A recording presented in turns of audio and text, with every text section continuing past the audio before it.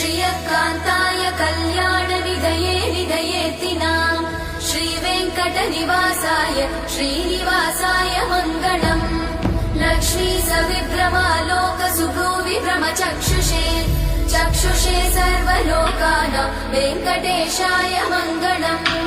श्रीवेङ्कटाद्रिशृङ्गाग्रमङ्गलाभरणाङ्गये मङ्गलानां निवासाय श्रीनिवासाय मङ्गलम्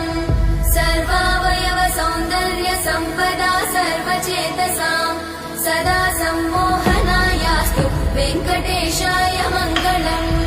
नित्याय निरवध्याय सत्यानन्दचिदात्मने सर्वान्तरात्मने श्रीमद् वेङ्कटेशाय मङ्गलम् स्वतः सर्वविदे सर्वशक्तये सर्वशेषिने सुलभाय सुशीलाय वेङ्कटेशाय मङ्गलम्।